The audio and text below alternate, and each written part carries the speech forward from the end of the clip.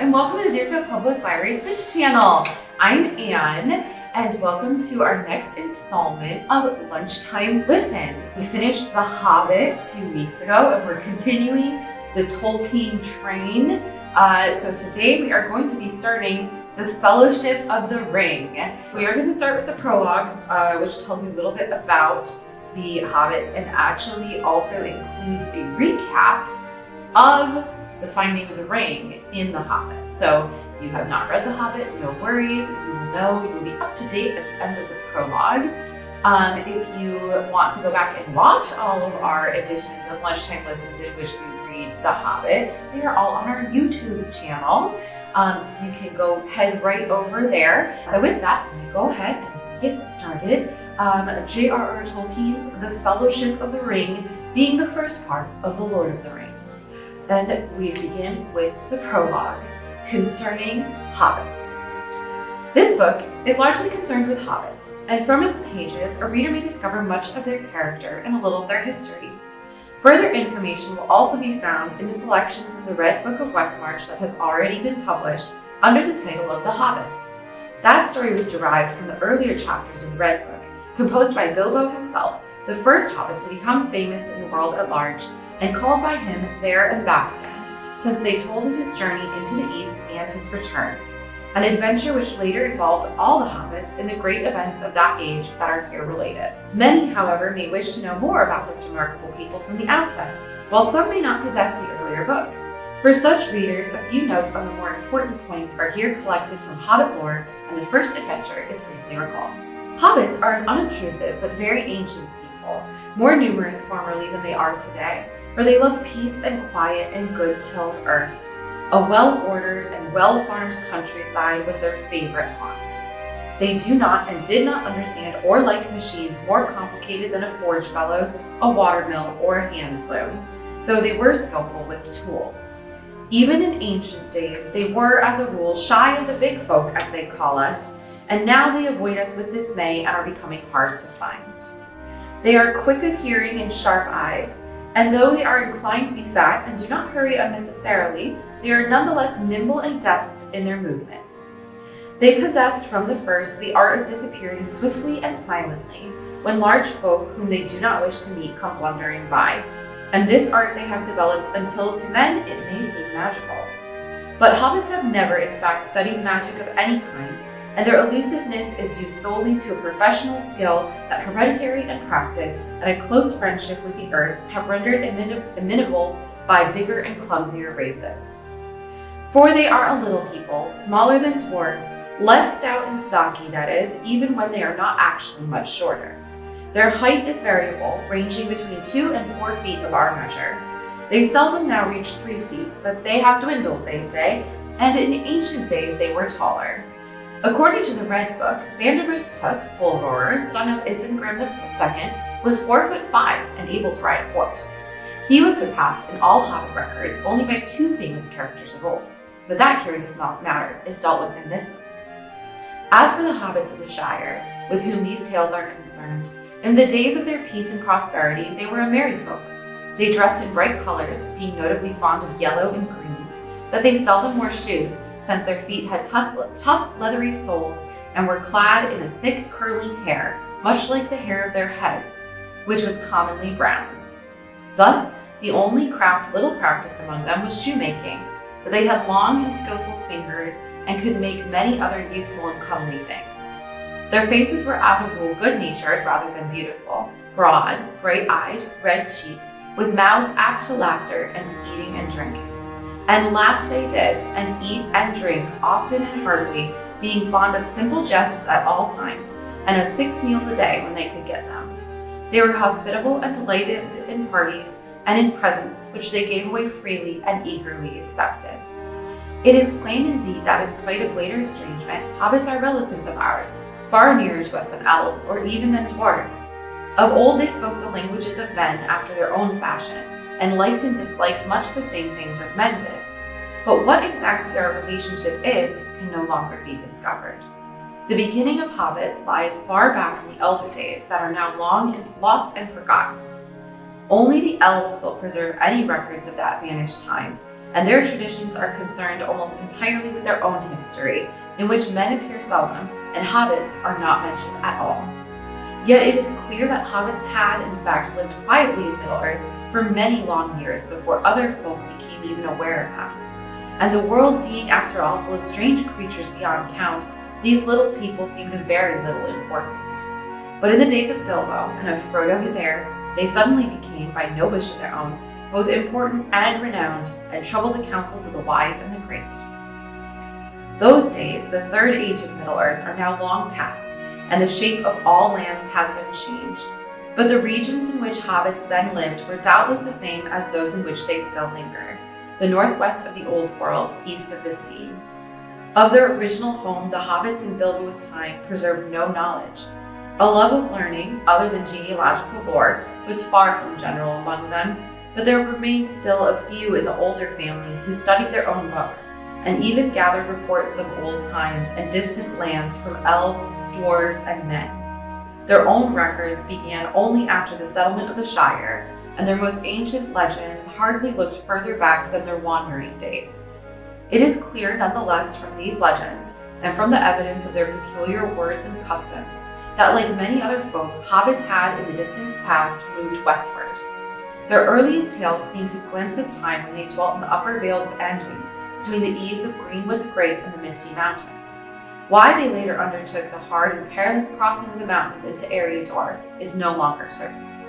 Their own accounts speak of the multiplying of men in the land, and of a shadow that fell on the forest, so that it became darkened, and its new name was Mirkwood. Before the crossing of the mountains, the hobbits had already become divided into three somewhat different breeds: Hardfoots, Sturs, and Fallowhides. The Hardfoots were browner of skin, smaller and shorter, and they were beardless and bootless. Their hands and feet were neat and nimble, and they preferred highlands and hillsides. The Stors were broader, heavier in build, their feet and hands were larger, and they preferred flatlands and riversides.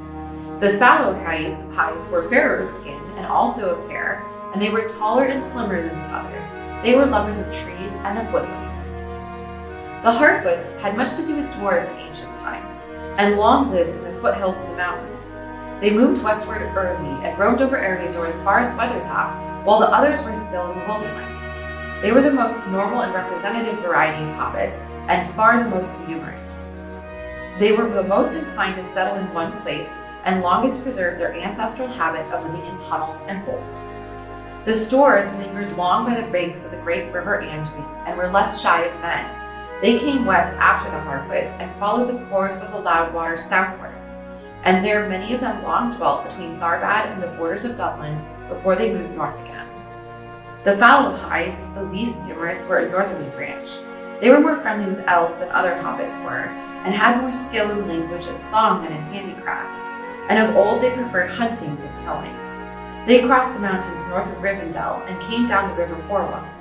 In Eriador they soon mingled with the other kinds that had preceded them, but being somewhat bolder and more adventurous, they were often found as leaders or chieftains among clans of Hardfoots or Stors. Even in Bilbo's time, the strong Fallowhidish strain could still be noted among the greater families, such as the Tooks and the Masters of Buckland. In the westlands of Eriador, between the Misty Mountains and the Mountains of Lune, the hobbits found both men and elves. Indeed, a remnant still dwelt there of the Dunedain, the kings of men that came over the sea out of Westeros, but they were dwindling fast, and the lands of their north kingdom were falling far and wide into waste. There was room and to spare for incomers, and ere long the hobbits began to settle in ordered communities. Most of their earlier settlements had long disappeared and been forgotten in Bilbo's time, but one of the first to become important still endured, though reduced in size. This was at Bree and in the Chetwood there that lay round about some 40 miles east of the Shire. It was in these early days, doubtless, that the hobbits learned their letters and began to write after the manner of the Dunedain, who had in their turn long before learned the art from the elves. And in those days also they forgot whatever languages they had used before, and spoke ever after the common speech, the Western as it was named, that was current through all the lands of the kings of Arnor, that was current through all the lands of the kings from Arnor to Gondor, and about all the coasts of the sea from Belfalis to Lune. Yet they kept a few words of their own, as well as their own names of months and days, and a great store of personal names out of the past. About this time, legend among hobbits first became history with a reckoning of years. For it was in the 1601st year of the Third Age that the Fallowhite brothers Marco and Blanco set out from Bree, and having obtained permission from the High King at Foremost, as the records of Gondor relate, this was Argilev II, the 20th of the Northern Line, which came to an end with Arvidui 300 years later. They crossed the brown river Barad-dûn with a great following of hobbits. They passed over the bridge of stone rows that had been built in the days of the power of the North Kingdom, and they took all the lands beyond to dwell in, between the river and the far downs. All that was demanded of them was that they should keep the great bridge in repair, and all other bridges and roads, speed the king's messengers, and acknowledge his lordship. Thus began Shire reckoning, for the year of the crossing of the Brandywine, as the hobbits termed the name, became year 1 of the Shire, and all later dates were reckoned from it. Thus the years of the Third Age and the reckoning of elves and the Dunedain may be found by adding 1600 to the dates of Shire reckoning. At once the western hobbits fell in love with their new land, and they remained there, and soon passed once more out of the history of men and elves. While there was still a king, they were in name his subjects, but they were in fact ruled by their own chieftains and meddled not at all with events in the world outside. To the last battle at Fornos for the Witch Lord of Angmar, they sent some bowmen to the aid of the king, or so they maintained, though no tales of men recorded. But in that war the North Kingdom ended, and then the hobbits took the land for their own, and they chose from their own chiefs a thane to hold the authority of the king that was gone. There for 1,000 years they were little troubled by wars, and they prospered and multiplied after the dark plague, until the disaster of the long winter and the famine that followed it. Many thousands then perished, but the days of dearth were at the time of this tale long past, and the hobbits had again become accustomed to plenty. The land was rich and kindly, and though it had long been deserted when they entered it, it had before been well tilled, and there the king had once had many farms, cornlands, vineyards, and woods. 40 leagues it stretched from the far downs to the Brandywine Bridge, and 50 from the northern moors to the marshes in the south. The hobbits named it the Shire, as the region of the authority of their thane, and a district of well-ordered business. And there, in that pleasant corner of the world, they plied their well-ordered business of living, and they heeded less and less the world outside, where dark things moved, until they came to think that peace and plenty were the rule in Middle-earth, and the right of all sensible folk. They forgot or ignored what little they had ever known of the Guardians, and of the labors of those that made possible the long peace of the Shire. They were in fact sheltered, but they had ceased to remember it. At no time had hobbits of any kind been warlike, and they had never fought among themselves. In olden days they had, of course, been often obliged to fight to maintain themselves in a hard world, but in Bilbo's time that was very ancient history. The last battle before this story opens, and indeed the only one that has ever been fought within the borders of the Shire, was beyond living memory. The Battle of Greenfields, Shire reckoning 1147, in which Bandobras routed an invasion of orcs. Even the weathers had grown milder, and the wolves that had once come ravening out of the north in bitter white winters were now only a grandfather's tale. So though there was still some store of weapons in the Shire, they were mostly used as trophies, hanging above hearths or on walls, or gathered into the museum at Mickle Delving. The Matham House it was called, for anything that hobbits had no immediate use for, but were unwilling to throw away, they called a Matham.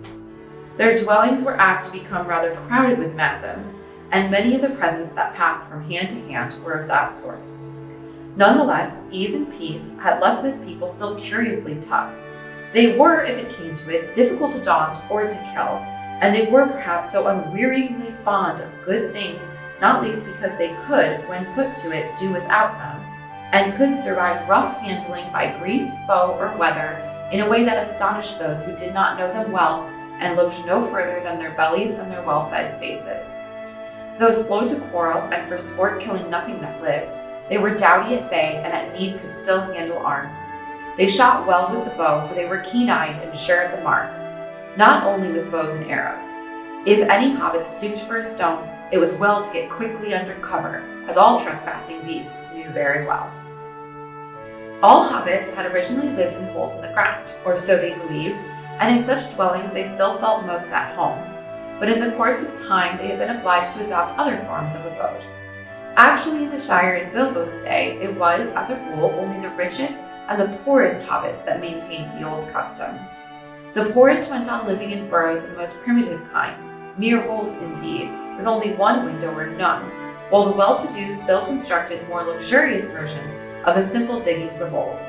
But suitable sites for these large and ramifying tunnels, or smiles as they called them, were not everywhere to be found.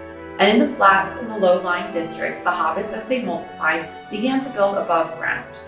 Indeed, even in the hilly regions and the older villages, such as Hobbiton or Tuckborough, or in the chief township of the Shire, Nickel Delving on the White Downs, there were now many houses of wood, brick, or stone. These were specially favored by millers, smiths, ropers, and cartwrights, and others of that sort, for even when they had holes to live in, hobbits had long been accustomed to build sheds and workshops.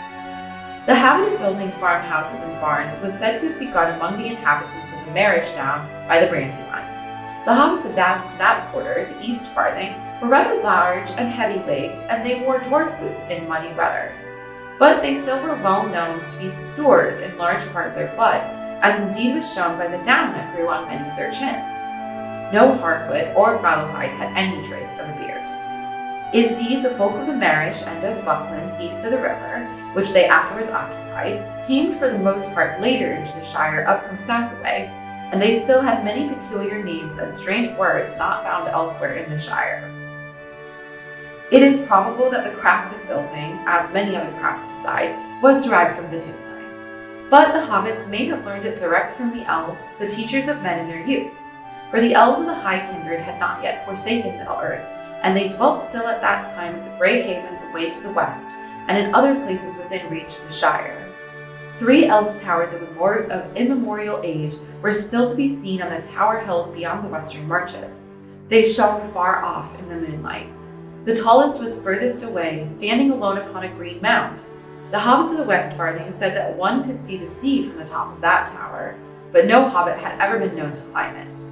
Indeed, few hobbits had ever seen or sailed upon the sea, and fewer still had ever returned to report it. Most hobbits regarded even rivers and small boats with deep misgivings, and not many of them could swim.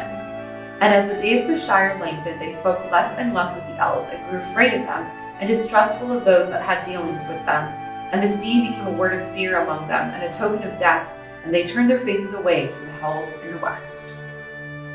The craft of building may have come from elves or men, but the hobbits used it in their own fashion. They did not go in for towers. Their houses were usually long, low, and comfortable. The oldest kind were indeed no more than built imitations of smiles, thatched with dry grass or straw, or roofed with turfs, and having walls somewhat bulged. That stage, however, belonged to the early days of the Shire, and hobbit building had long since been altered, improved by devices learned from dwarves or discovered by themselves. A preference for round windows and even round doors was the chief remaining peculiarity of hobbit architecture. The houses and holes of Shire hobbits were often large and inhabited by large families. Bilbo and Frodo Baggins were, as bachelors, very exceptional, as they were also in many other ways, such as their friendship with the elves. Sometimes, as in the case of the Tooks of the Great Smiles or the Brandybucks of Brandy Hall, many generations of relatives lived in comparative peace together in one ancestral and many-tunneled mansion.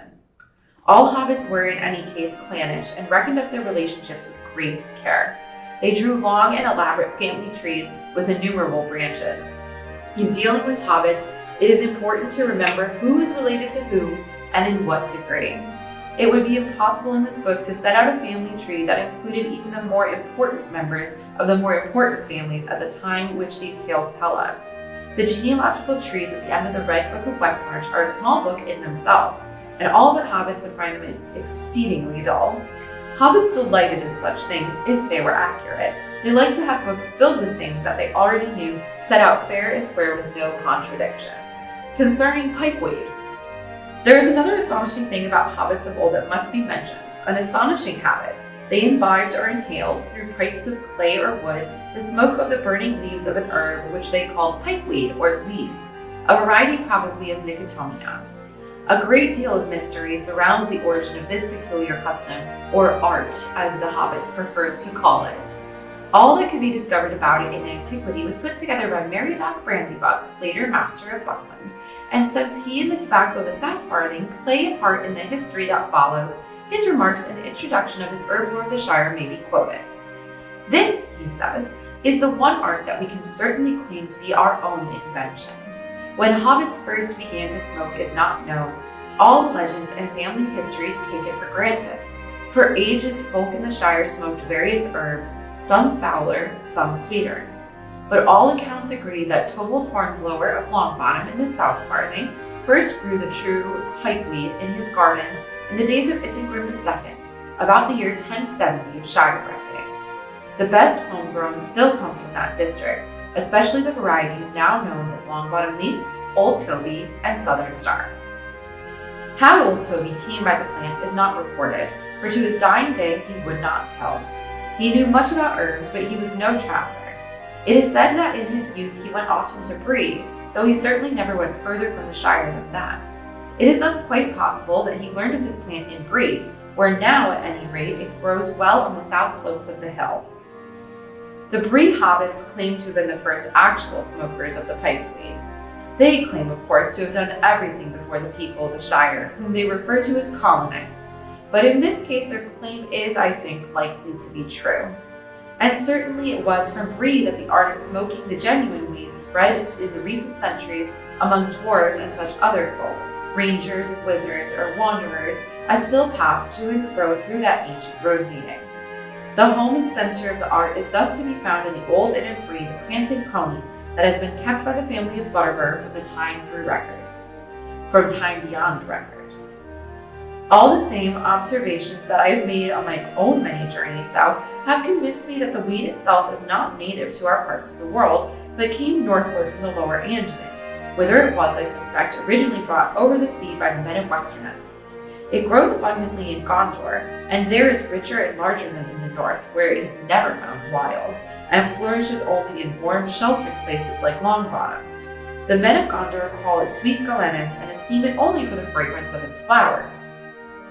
From that land it must have been carried up the Greenway during the long centuries between the coming of Elendil and our own days. But even the Dunedain of Gondor allow us this credit. Hobbits first put it into pipes.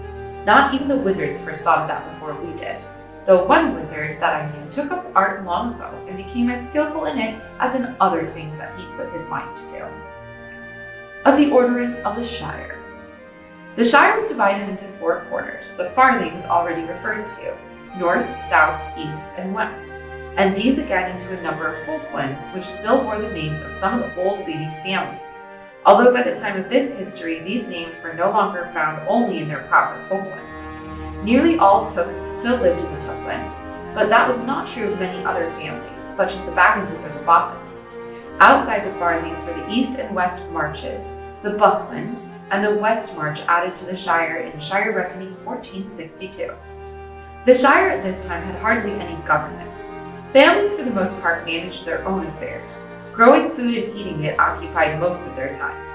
In other matters they were as a rule generous and not greedy, but contented and moderate, so that estates, farms, workshops, and small trades tended to remain unchanged for generations.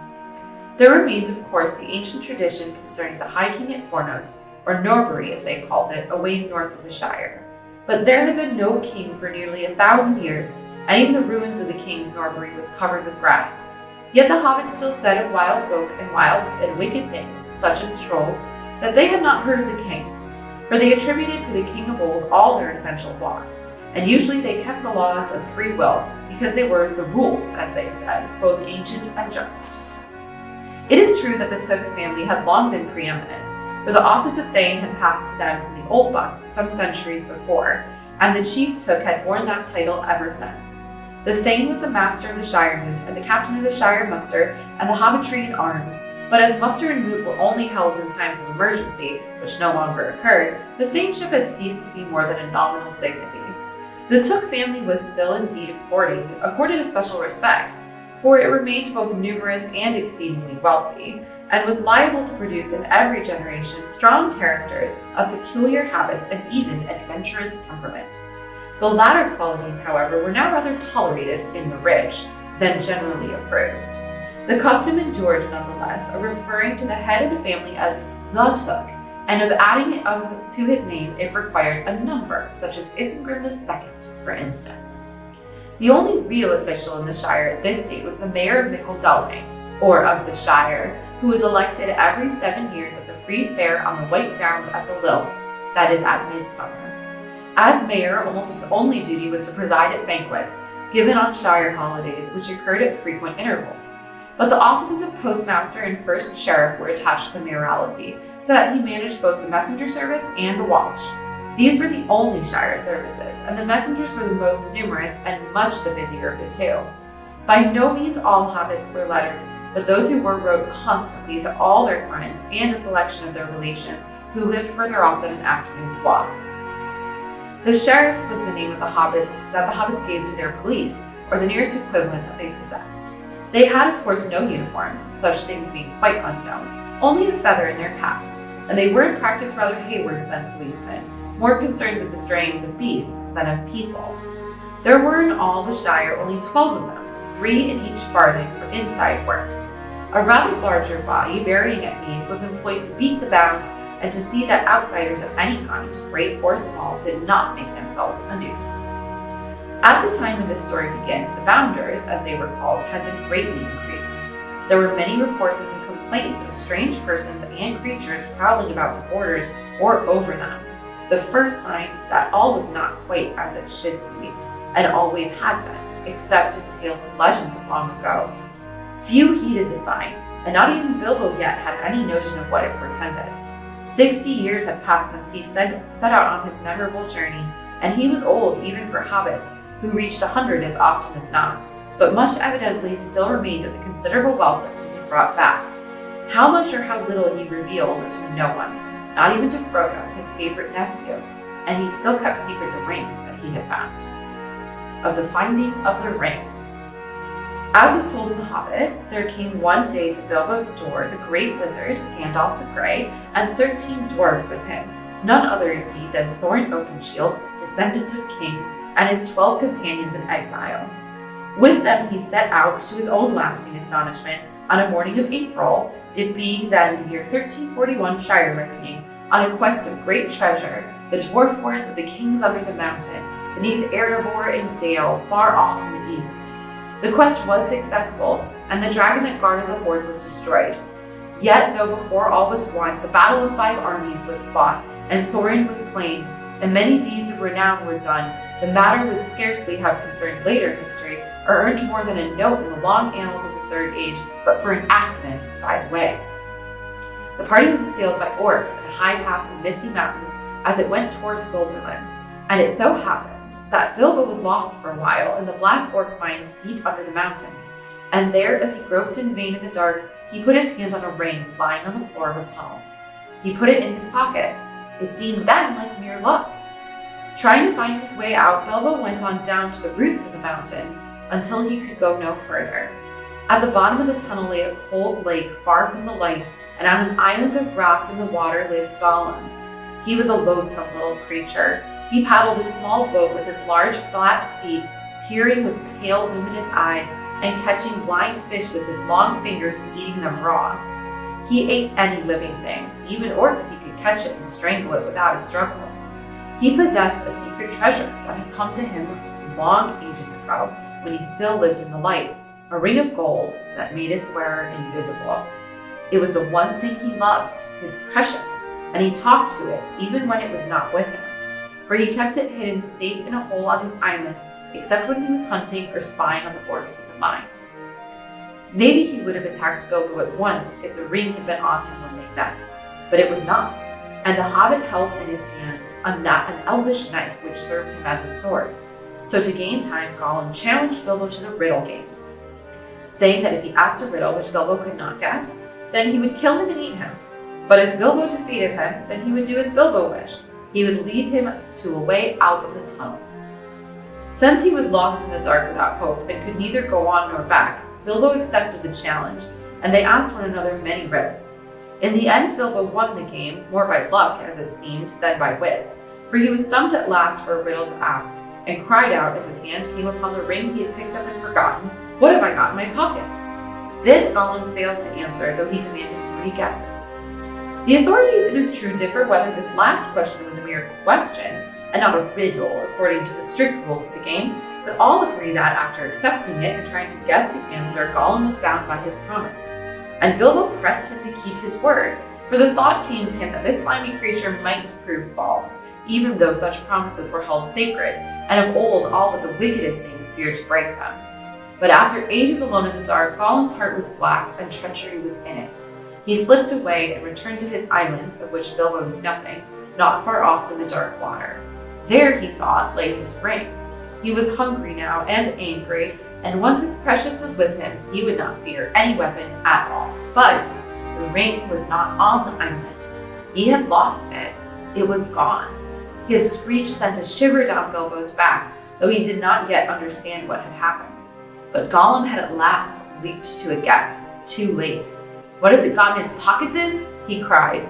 The light in his eyes was like a green flame as he sped back to murder the hobbit and recover his precious. Just in time, Bilbo saw his peril, and he fled blindly up the passage away from the water, and once more he was saved by his luck. For just as he ran, he put his hand in his pocket, and the ring slipped quietly onto his finger. So it was that Gollum passed him without seeing him, and went to guard the way out lest the thief should escape. Warily Bilbo followed him as he went along, cursing and talking to himself about his precious, from which talk at last even Bilbo guessed the truth, and hope came to him in the darkness. He himself had found the marvelous ring and a chance of escape from the orcs and from Gollum. At length they came to a halt before an unseen opening that led to the lower gates of the mines on the eastward side of the mountains.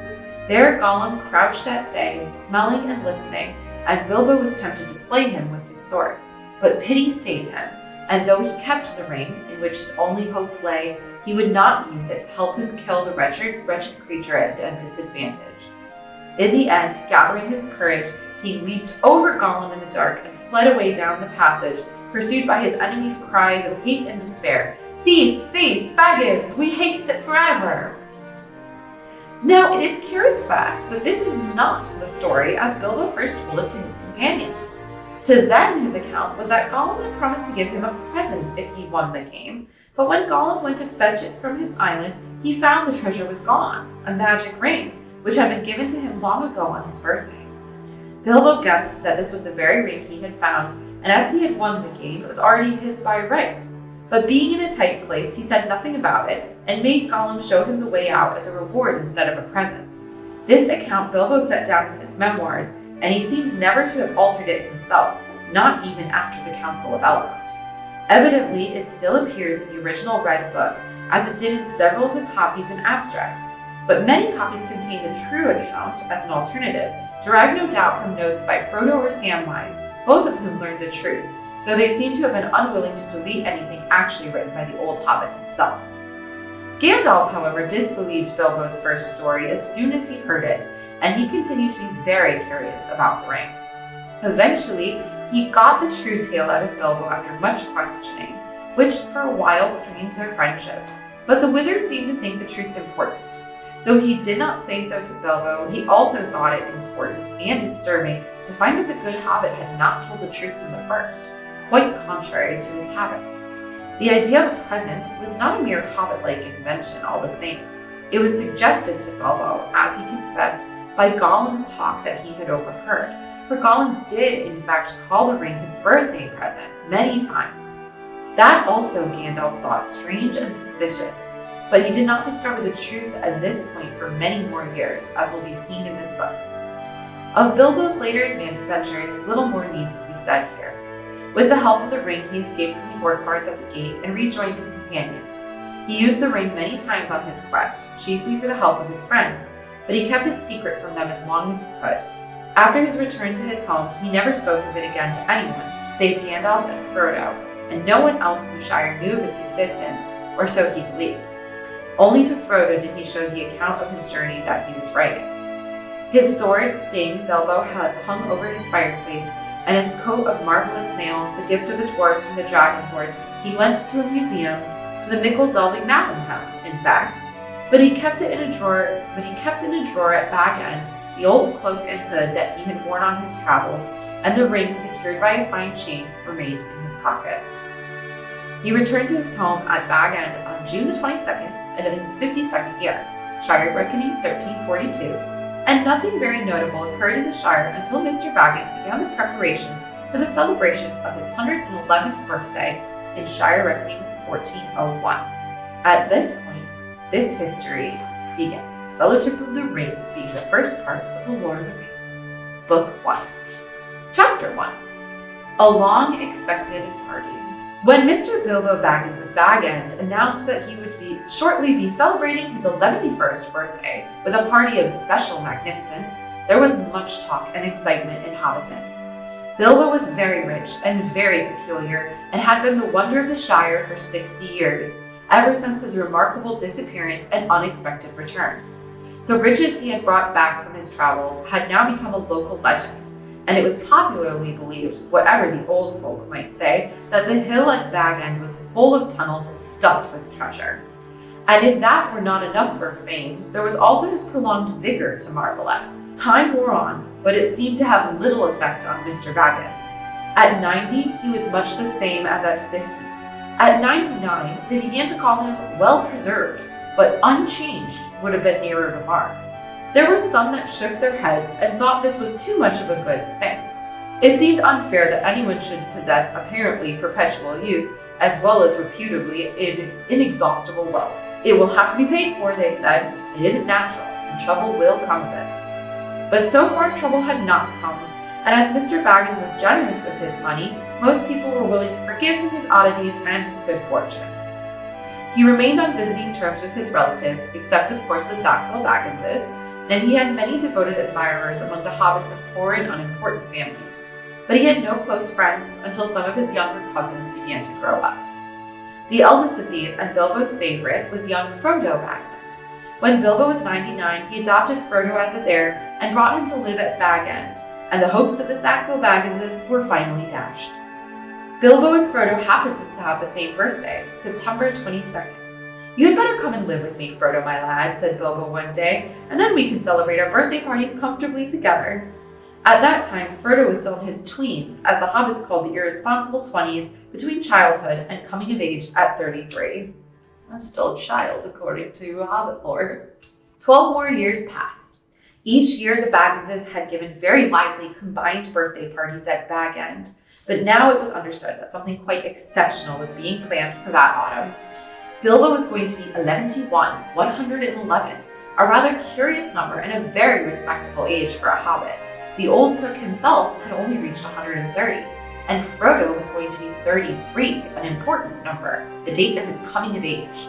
Tongues began to wag in Hobbiton and Bywater, and the rumor of the coming event traveled all over the Shire. The history and character of Mr. Bilbo Baggins became once again the chief topic of conversation, and the older folk suddenly found their reminiscences in welcome demand. No one had a more attentive audience than old Ham Gamgee, commonly known as the Gaffer. He held forth at the Ivy Bush, a small inn on the Bywater Road, and he spoke with some authority, for he had tended the garden at Bag End for 40 years and had helped old Holman in the same job before that. Now that he himself was growing old and stiff in the joints, the job was mainly carried on by his youngest son, Sam Gamgee. Both father and son were on very friendly terms with Bilbo and Frodo. They lived on the hill itself in number 3 Bagshot Road, just below Bag End. A very nice, well-spoken, gentle hobbit is Mr. Bilbo, as I've always said, the Gaffer declared. With perfect truth, for Bilbo was very polite to him, calling him Master Hamfast and consulting him constantly upon the growing of vegetables. In the matter of roots, especially potatoes, the Gaffer was recognized as a leading authority by all in the neighborhood, including himself. "But what about this Frodo that lives with him?" asked old Noakes of the Bywater. "Baggins is his name, but he's more than half a brandy-buck, they say. It beats me why any Baggins of Hobbiton should go looking for a wife away there at Buckland, where folks are so queer. And no wonder they're queer," put in Daddy Two-Foot, the Gaffer's next-door neighbor. "If they live on the wrong side of the Brandywine River and right against the Old Forest. That's a dark, bad place if half the tales be true." "You're right, Dad," said the Gaffer. "Not that the Brandybucks of Buckland live in the Old Forest, but they're a queer breed, seemingly. They fool about with boats on that big river, and that isn't natural. Small wonder that trouble came of it, I say. But be that as it may, Mr. Frodo is as nice a young hobbit as you could wish to meet. Very much like Mr. Bilbo, and in more than looks. After all, his father was a Baggins. A decent, respectable hobbit was Mr. Drogo Baggins. There was never much to tell of him until he was drowned. Drowned? Said several voices. They had heard this and other darker rumors before, of course, but hobbits have a passion for family history, and they were ready to hear it again. Well, so they say, said the gaffer. You see, Mr. Drogo, he married poor Miss Primula Brandybuck. She was our Mr. Bilbo's first cousin on the mother's side, her mother being the youngest of the old Took's daughters, and Mr. Drogo was his second cousin. So Mr. Frodo is both his first and second cousin, once removed either way, as the saying is, if you follow me. And Mr. Drogo was staying at Brandy Hall with his father-in-law, old Master Gorbadoc, as he often did after his marriage, him being partial to his victuals and old Gorbadoc keeping a mighty generous table. And he went out boating on the Brandywine River, and he and his wife were drowned, and poor Mr. Frodo only a child and all. I've heard they went on the water after dinner in the moonlight, said Old Noakes, and it was Drogo's weight that sunk the boat. And I heard she pushed him in, and he pulled her in after him, said Sandyman, the Hobbiton miller. You shouldn't listen to all you hear, Sandyman, said the gaffer, who did not much like the miller. There is no call to go talking of pushing and pulling. Boats are quite tricky enough for those that sit still without looking further for the cause of trouble. Anyway, there was Mr. Frodo left an orphan and stranded, as you might say, among those queer Bucklanders, being brought up anyhow in Brandy Hall. A regular warren by all accounts. Old Master Gorbadoc never had fewer than a couple hundred relations in that place. Mr. Bilbo never did a kinder deed than when he brought the lad back to live among decent folk. But I reckon it was a nasty shock for the Sackville Bagginses. They thought they were going to get Bag End that time he went off and was thought to be dead. And when he comes back and orders them off, and he goes on living and never looking a day older, bless him. And suddenly he produces an heir and has all the papers made out proper. The Sackville Bagginses won't never see the inside of Bag End now, or it is to be hoped not. There's a tiny bit of money tucked away up there, I hear, said a stranger, a visitor on business from Mickle Delving in the West Farthing. All the top of your hill is full of tunnels packed with chests of gold and silver and jewels, by what I've heard. Then you've heard more than I can speak to, answered the gaffer. I know nothing about jewels. Mr. Bilbo is free with his money, and there seems no lack of it, but I know of no tunnel making. I saw Mr. Bilbo when he came back, a matter of 60 years ago when I was a lad. I had not long come to prentice to old Holman, him being my dad's cousin, but he had me up at Bag End helping him to keep folks from trampling and trespassing all over the garden while the sale was on. And in the middle of it all, Mr. Bilbo comes up the hill with a pony and some mighty big bags and a couple of chests. I don't doubt they were mostly full of treasure he had picked up in foreign parts, where there are mountains of gold, they say, but there wasn't enough to fill tunnels. But my lad Sam will know more about that. He's in and out of Bag End. Crazy about stories of the old days he is, and he listens to all Mr. Bilbo's tales. Mr. Bilbo has learned of his letters, meaning no harm, mark you, and I hope no harm will come of it. Elves and dragons, I say to him, cabbages and potatoes are better for me and you. Don't go getting mixed up in the business of your betters, or you'll land in trouble too big for you, I says to him, and I might say to others, he added with a look at the stranger and the miller. But the gaffer did not convince his audience. The legend of Bilbo's wealth was now too firmly fixed in the minds of the younger generation of hobbits. But he has likely enough been adding to what he brought at first, argued the miller, voicing common opinion. He's often away from home, and look at the outlandish folk that visit him, dwarves coming at night, and that old wandering conjurer Gandalf and all. You can say what you like, Gaffer, but Bag End's a queer place, and its folk are queerer. And you can say what you like about what you know no more of than you do of boating, Mr. Sandyman, retorted the gaffer, disliking the miller even more than usual. If that's being queer, then we could do with a bit more queerness in these parts. There's not some far way that wouldn't offer a pint of beer to a friend if they lived in a hole with golden walls, but they do things proper at Bag End. Our Sam says everyone's going to be invited to this party, and there's going to be presents, mark you, presents for all, this very month as is. That very month was September, and as fine as you could ask. A day or two later, a rumor, probably started by the knowledgeable Sam, was spread about that there were going to be fireworks. Fireworks, what is more, such as had not been seen in the Shire for nigh on a century, not indeed since the old Took died. Days passed, and the day drew nearer. An odd-looking wagon laden with odd-looking packages rolled into Hobbiton one evening and toiled up the hill to Bag End. The startled hobbits peered out of lamp-lit doors to gape at it. It was driven by outlandish folk singing strange songs, dwarves with long beards and deep hoods. A few of them remained at Bag End.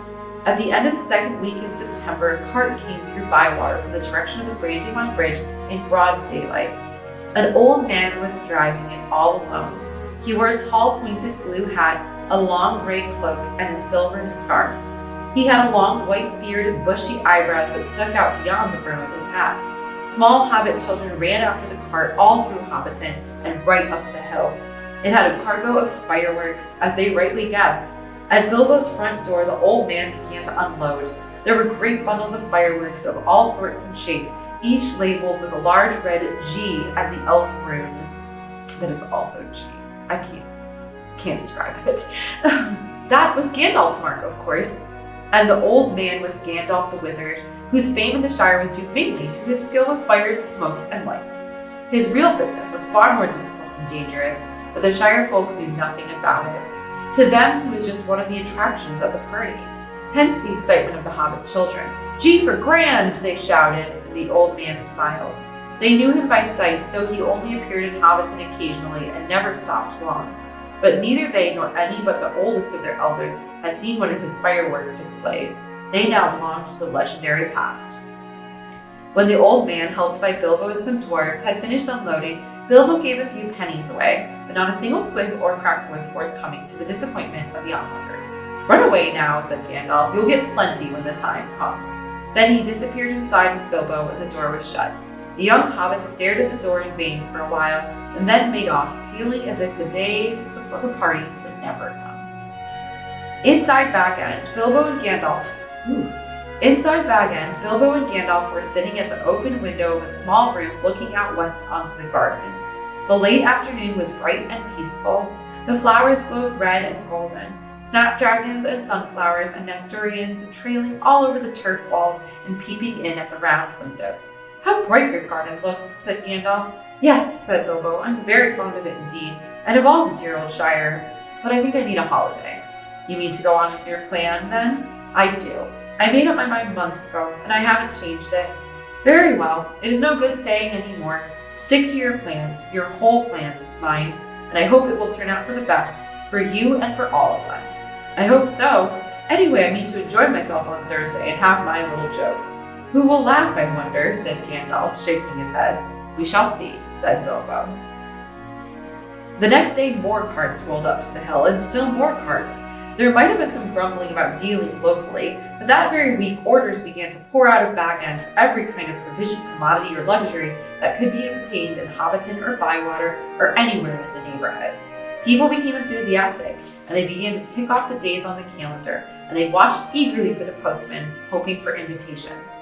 Before long, the invitations began pouring out, and the Hobbiton post office was blocked, and the Bywater post office was snowed under, and the voluntary assistant postmen were called for. There was a constant stream of them going up the hill, carrying hundreds of polite variations on, "Thank you, I shall certainly come." A notice appeared on the gate in Bag End: no admittance except on party business. Even those who had or pretended to have party business were seldom allowed inside.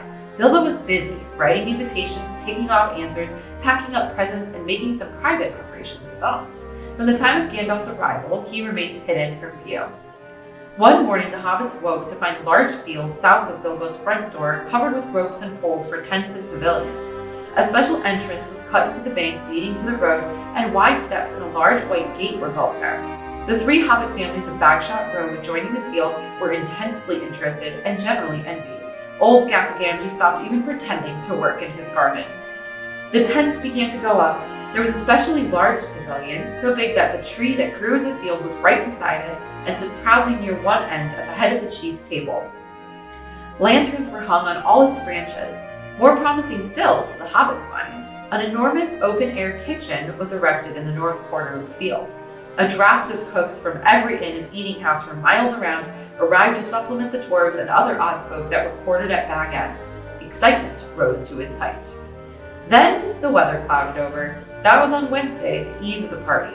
Anxiety was intense. Then Thursday, September the 22nd, actually dawned.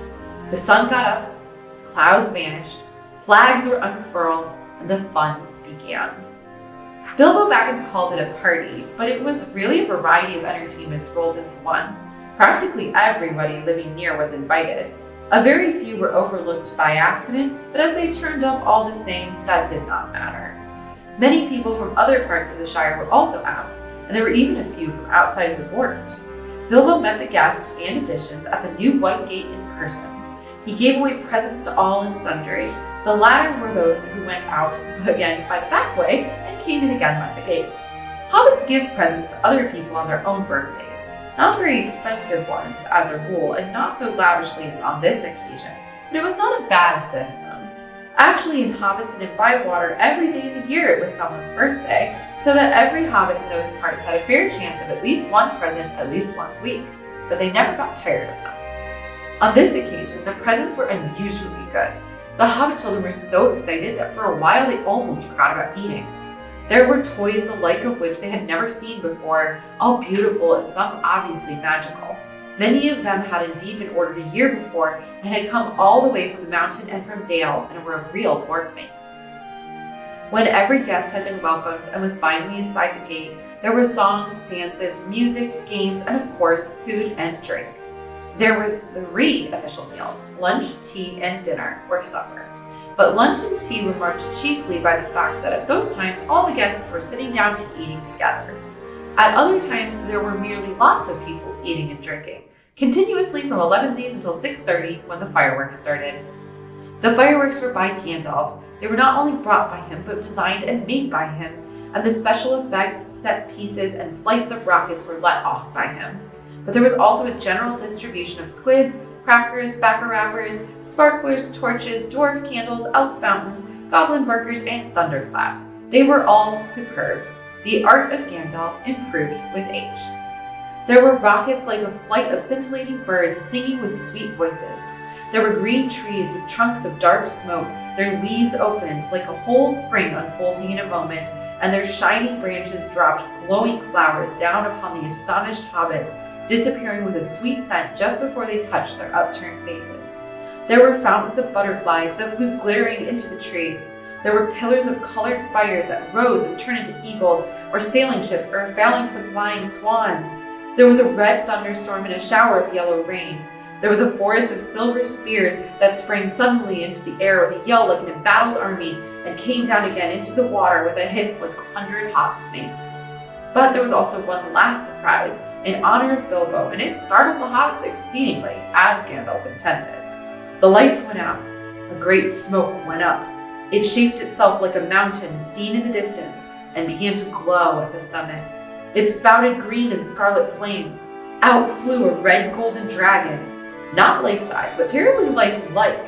Fire came from his jaws. His eyes glared down. There was a roar, and he whizzed 3 times over the heads of the crowd. They all ducked, and many fell flat on their faces. The dragon passed like an express train, turned a somersault, and burst over Bywater with a deafening explosion. "That's the signal for supper," said Bilbo. The pain and alarm vanished at once, and the prostrate hobbits leapt to their feet. There was a splendid supper for everyone that is, except those invited to the special family dinner party. This was held in the great pavilion with the tree. The invitations were limited to 12 dozen, a number also called by the hobbits 1 gross, though the word was not considered proper to use of people, and the guests were selected from all the families to which Bilbo and Frodo were related, with the addition of a few special unrelated friends, such as Gandalf.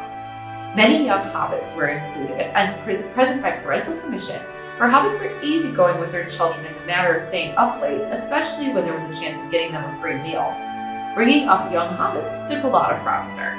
There were many Bagginses and Boffins, and also many Tooks and Brandybucks. There were various Grubbs, relations of Bilbo Baggins's grandmother, and various Chubbs, connections of his Took grandfather, and a selection of Burrowses, Bolgers, Bracegirdles, Brockhouses, Goodbodies, Hornblowers, and Proudfoots.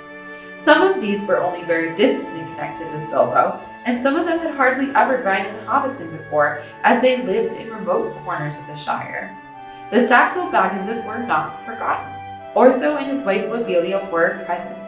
They disliked Bilbo and detested Frodo, but so magnificent was the invitation card, written in golden ink, that they had felt it was impossible to refuse. Besides, their cousin Bilbo had been specializing in food for many years, and his table had a high reputation. All the 144 guests expected a pleasant feast, though they rather dreaded the after-dinner speech of their host, an inevitable item. He was liable to drag in bits of what he called poetry, and sometimes after a glass or two would allude to the absurd adventures of his mysterious journey. The guests were not disappointed. They had a very pleasant feast, in fact, an engrossing entertainment, rich, abundant, varied, and prolonged. The purchase of provisions fell almost to nothing throughout the district in the ensuing weeks, but as Bilbo's catering had depleted the stocks of most stores, cellars, and warehouses for miles around, that did not matter much. After the feast, more or less, came the speech. Most of the company were, however, now in a tolerant mood at that delightful stage of what they called filling up the corners. They were sipping their favorite drinks and nibbling at their favorite dainties, and their fears were forgotten. They were prepared to listen to anything and to cheer at every full stop. "My dear people," Bilbo began, rising in his place. "Hear, hear, hear," they shouted, and kept on repeating it in chorus, seeming reluctant to follow their own advice. Bilbo left his place and went and stood on a chair under the illuminated tree. The light of the lanterns fell on his beaming face. The golden buttons shone on his embroidered silk waistcoat. They could all see him standing, waving one hand in the air. The other was in his trouser pocket. "My dear Bagginses and Boffins," he began again, "and my dear Tooks and Brandybucks, and Grubbs and Chubbs and Burrowses and Hornblowers and Bulgers, Bracegirdles, Goodbodies, Brockhouses and Proudfoots." "Proud feet!" shouted an elderly hobbit from the back of the pavilion. His name, of course, was Proudfoot, and well merited. His feet were large, exceptionally furry, and both were on the table. "Proudfoots," repeated Bilbo. "Also my good Sackville Bagginses that I welcome back at last to Bag End. Today is my 111th birthday. I am 111 today. Hooray, hooray, many happy returns," they shouted, and they hammered joyously on the tables. Bilbo was doing splendidly. This was the sort of stuff they liked, short and obvious. "I hope you are all enjoying yourselves as much as I am." Deafening cheers, cries of yes and no. Noises of trumpets and horns, pipes and flutes, and other musical instruments. There were, as it has been said, many young hobbits present. Hundreds of musical crackers had been pulled. Most of them bore the mark Dale on them, which did not convey much to most of the hobbits, but they all agreed that they were marvelous crackers. They contained instruments, small but of perfect make and enchanting tones. Indeed, in one corner, some of the young Tooks and Brandybucks, supposing Uncle Bilbo to have finished, since he had plainly said all that was necessary, now got up an impromptu orchestra and began a merry dance tune. Master Everard Took and Miss Meliatot Brandybuck got on a table and with bells in their hands began to dance the Springle Ring, a pretty dance but rather vigorous. But Bilbo had not finished. Seizing a horn from a youngster nearby, he blew 3 loud hoots. The noise subsided. "I shall not keep you long," he cried. Cheers from all the assembly. "I have called you all together for a purpose." Something in the way that he said this made an impression. There was an almost silence, and one or two of the Tooks pricked up their ears. "Indeed, for 3 purposes. First of all, to tell you that I am immensely fond of you all, and that 11 years is too short a time to live among such excellent and admirable hobbits." Tremendous outburst of approval. "I don't know half of you half as well as I should like, and I like less than half of you half as well as you deserve." This was unexpected and rather difficult. There was some scattered clapping, but most of them were trying to work it out and see if it came to a compliment. "Secondly, to celebrate my birthday." Cheers again. I should say our birthday, for it is of course also the birthday of my heir and nephew Frodo. He comes of age and into his inheritance today. Some perfunctory clapping by the elders, and some loud shouts of "Frodo, Frodo, jolly old Frodo" from the juniors. The Sackville Bagginses scowled and wondered what was meant by coming into his inheritance. Together we scored 144. Your numbers were chosen to fit this remarkable total. One gross, if I may use the expression. No cheers. This was ridiculous. Many of his guests, and especially the Sackville Bagginses, were insulted, feeling sure that they had only been asked to fill up the required number like goods in a package. One gross indeed. Vulgar expression. It is also, if I may be allowed to refer to ancient history, the anniversary of my arrival by barrel at Esgaroth in the Long Lake. Though the fact that it was my birthday slipped my memory on that occasion. I was only 51 then, and birthdays did not seem so important. The banquet was very splendid, however, though I had a bad cold at the time. If I remember, and could only say thank you very much. I now repeat it more correctly. Thank you very much for coming to my little party. Obstinate silence. They all feared that a song or some poetry was now imminent. They were getting bored. Why couldn't he stop talking and let them drink his health? But Bilbo did not sing or recite. He paused for a moment. "Third and finally," he said, "I wish to make an announcement." He spoke this word so loudly and suddenly that everyone sat up who still could. "I regret to announce that, though, as I said, 11 years is far too short a time to spend among you, this is the end. I am going. I am leaving now. Goodbye." He stepped down and vanished. There was a blinding flash of light and the guests all blinked. When they opened their eyes, Bilbo was nowhere to be seen. 144 flabbergasted hobbits sat back speechless. Old Otto Proudfoot removed his feet from the table and stamped. Then there was a dead silence, until suddenly, after several deep breaths, every Baggins Boffin, Took, Brandybug, Grub, Chub, Burrows, Bolger, Bracegirdle, Brockhouse, Goodbody, Hornblower, and Proudfoot began to talk at once. It was generally agreed that the joke was in very bad taste, and more food and drink were needed to cure the guests of shock and annoyance. "He's mad, I always said so," was probably the most popular comment. Even the Tooks, with a few exceptions, thought Bilbo's behavior was absurd. For the moment, most of them took it for granted that his disappearance was nothing more than a ridiculous prank. But old Rory Brandybug was not so sure. Neither age nor an enormous dinner had clouded his wits, and he said to his daughter-in-law Esmeralda, "There's something fishy in this, my dear. I believe that mad Baggins is off again. Silly old fool. But why worry? He hasn't taken the victuals with him." He called loudly to Frodo to send the wine round again. Frodo was the only one present who had said nothing. For some time he had sat silent beside Bilbo's empty chair and ignored all remarks and questions. He had enjoyed the joke, of course, even though he had been in the know. He had difficulty in keeping from laughter at the indignant surprise of the guests, but at the same time he felt deeply troubled. He realized suddenly that he loved the old hobbit dearly. Most of the guests went on eating and drinking and discussing Bilbo Baggins's oddities, past and present, but the Sackville Bagginses had already departed in wrath. Frodo did not want to have any more to do with the party. He gave orders for more wine to be served, and he got up and drained his own glass silently to the health of Bilbo and slipped out of the window. That is where we will be stopping for today.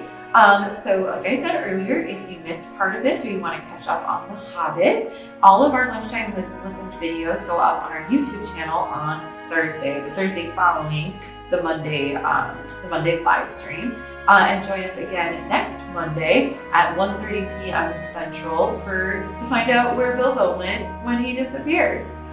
So have a great day and see you later. Bye!